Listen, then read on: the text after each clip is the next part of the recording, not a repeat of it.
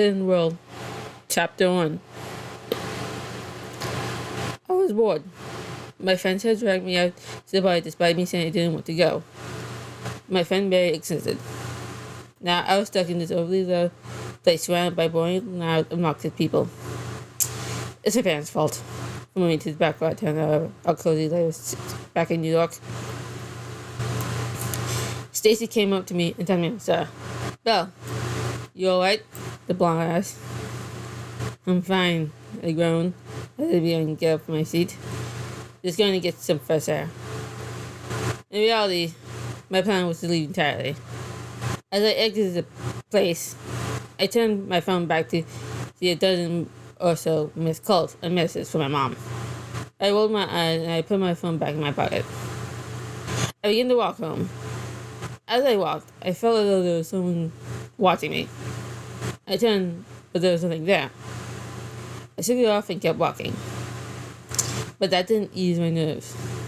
I began to walk faster, but the feeling just grew in intensity. I finally dug into the alley off the main road. I could hear soft, almost silent footsteps. I waited until my roadway jumped out and flinged my purse that nothing.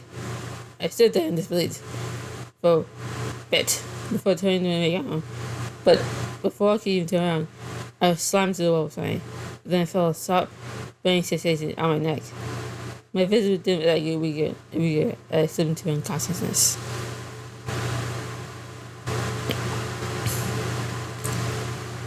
Damn it, I'm late, I thought to myself. I was the one who served this whole alley. I got a nice place and everything, and I was late. I heard my way down a busy sidewalk to the cafe with my friends and my recent girlfriend were waiting. In hindsight, I probably should have expected this for myself as I made my way down to the cab in sight. As I approached, two figures came to view.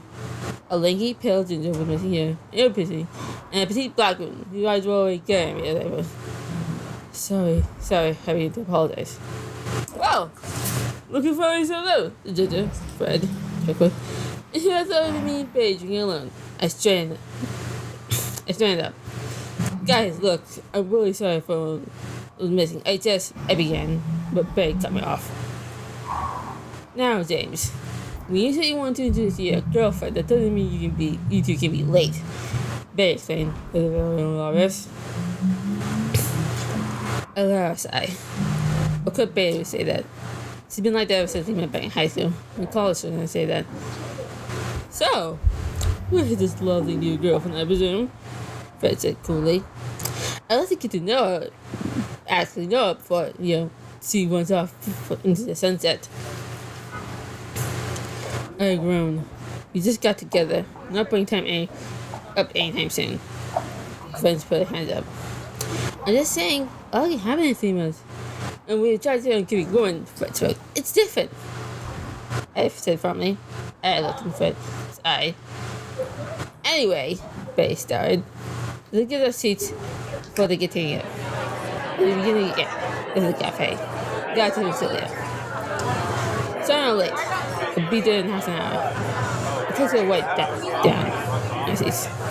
After 30 minutes or so, a young woman with gray hair finally came rushing to her. Look, she decided to show up, Fred said enthusiastically. And then I thought you didn't really exist. Well, decided to use Faye said with a smirk. As for one, we just had to go from here. You see, when beautiful Celia sat down, it was looking very apologetic. I'm sorry, my roommate needed help with something, and I'm losing track of time, and they carved the rest of the car Celia before she ran on forever. It's okay. You just later than you usually time, they said. Thinking much nicer to her than she was to me. Yeah, it's okay, babe, I said comfortably. I would like to. I hope. And we stood around. I'm not into the type of things. So no, but no, sorry. But you certainly poked up. Oh, I just remembered. I forgot something. They started walking back as I and Celia looked at her machine. For long, they had put two small jewelry boxes out of the bag. I got these things guys on sale, they said, proud of herself. I Immediately opened the box. I looked at my side, saw Silver go. Bell. Saw a box with silver wings, looking identical to, but mine was bigger. Oh, these are good, he said, examining mine. Look all made and supposed to test. What's that? Look good, the fan said, touch it with Silver, what's wrong, guys? Silver looked good at us.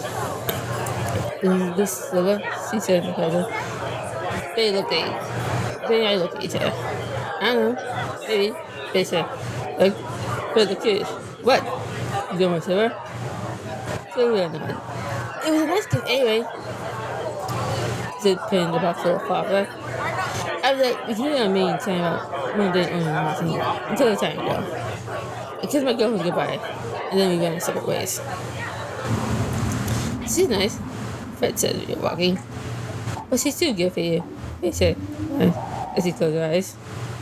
As he rolled my eyes and continued our walk home.